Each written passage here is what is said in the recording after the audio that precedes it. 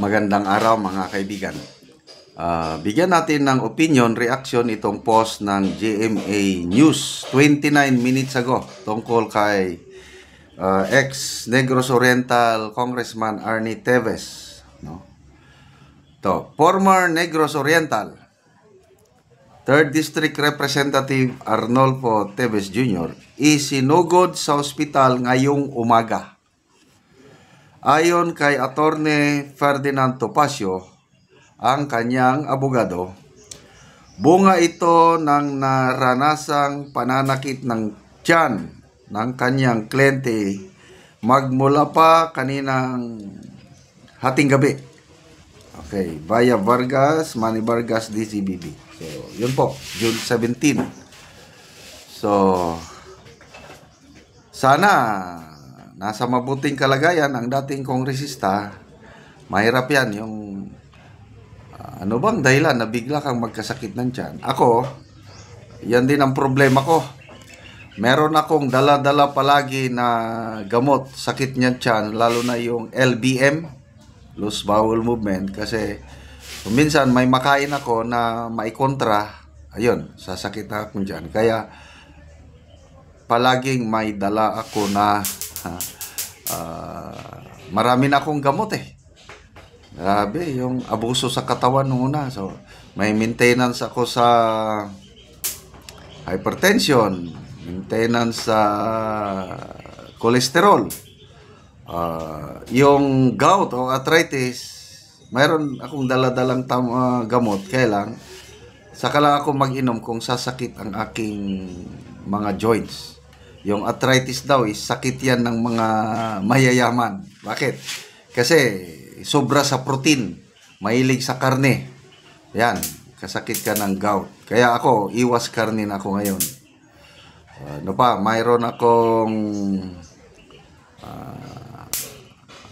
ano ito, nakalimutan ko na yung isa ko pang gamot. So, sana nasa mabuting kalagayan ang ating dating kongresista. May pamilya yan, marami ring nagmamahal sa kanya. Malala ko si Pastor Apollo Kibuloy. I think 2 o 3 beses siyang dinala sa ospital dahil sa pananakit naman sa kanyang puso o dibdib. Mas matindi yun. So, malala ko tuloy ang ating Tatay Digong. Bago siya inaresto, dinala sa ICC, the Netherlands, may mga karamdaman na siya. Kaya napakaganda yung balita na ang kanyang mga abogado nag-petition na for his interim release. At nakasaad man daw yan sa ICC procedures na anybody can request for interim release. Ang importante, merong host country na tatanggap sa kanya. So, hindi pa natin alam kung ano yung host country. Kailan, grabe itong mga cause-oriented groups ko, no? Yung One Sambayan.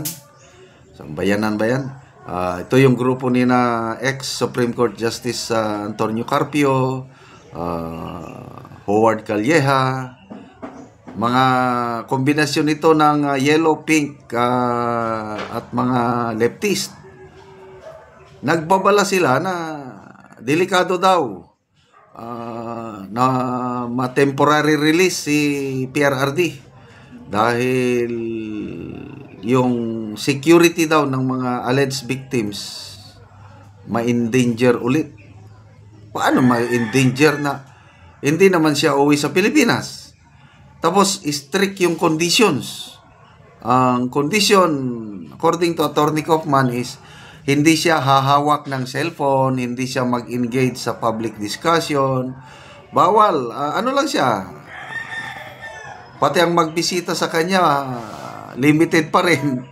So, akala ko, kung madadala siya, example, Japan, mabisita natin siya personal, makita, ano daw, stricto pa rin. Immediate family members pa rin daw ang allowed na makabisita sa kanya. Ibig sabihin, tayo, gustong-gustong makita siya, hindi pa rin natin makita. But anyway, bahala na. Basta lang, mas malapit. Kung saan siya titira, di doon lang tayo, sa bahay niya, sa labas. Basta alam niya na nandun tayo, di ba? So, according to Attorney Harry Roque, fearless forecast niya is malaking chances na mapagbibigyan yung dahil may nangyari na daw noon, yung president ng Serbia, Milosevic, nakalimutan ko na, basta Serbian president, namatay sa loob ng kulungan. Kaya grabing kagubot o nagkagulo na sa Serbia nang dahil doon. Kaya sabi ni Attorney Roque, ayaw ng ICC na maulit yun kasi 80 anyos na si Tatay Digong, may karamdaman. Kung may mangyari sa kanya sa loob ng kulungan, silang mananagot. But kung makalabas siya, so humanitarian. Ang number one reason dito, yung interim release niya is humanitarian consideration. Kasi nga, 80 years old na siya. Kaya, magdasal po tayo. God answers prayers, and alam ko, diringgin ng Diyos ang ating dasal at makakalabas na si Tatay Digong at the soonest possible time. Okay, so balik tayo dito sa Pilipinas kay ex-Congressman Arnie Tevez. Sana maggamot kagad at siguro baguhan ba sa tubig, baguhan sa pagkain, maraming dahilan. And nito, malala ko tuloy yung pronouncement ni General Torre. Ang kanyang priority is mahuli si Attorney Roque at itong si General Bantag. Okay, tingnan natin. Kasi si Attorney Roque, nabigyan na siya ng ID sa Netherlands. So, kung may ID na siya, na siya? Considered resident na siya doon. May national ID na siya sa Netherlands So, it's just a matter of time bago ma-approve ang kanyang asylum application. So, si DG Bantag naman, tingnan natin kung kaya niyong huliin kung nasaan siya ngayon. So, good luck sa paghuli kay Attorney Roque at DG Bantag. Okay, salamat mga kaibigan sa inyong pagsubaybay sa ating channel. Nakakatulong kayo ng malaki sa tribong Talandig ng Bukidnon. Dahil ang sweldo natin sa channel na ito is pantulong natin sa tribo. Sa ngayon, namimigay tayo ng mga libreng yero at pako para ang mga tribong Talandig na walang bahay makapagpatayo ng sariling bahay or ma-repair nila ang mga sira-sira nilang bahay. Panoorin nyo ang video na ito.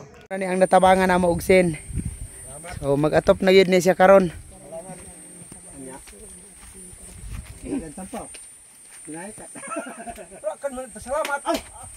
So trapal lang ang yang atop. O karon mo na ni ang atop ni Angkol nga trapal lang, so karon mag-atop na ni siya. Pulihan na ni siya og gero kay natagaan naman siya. Tanggal. So muna ni ang itsura sa iyang payag ni Angkol.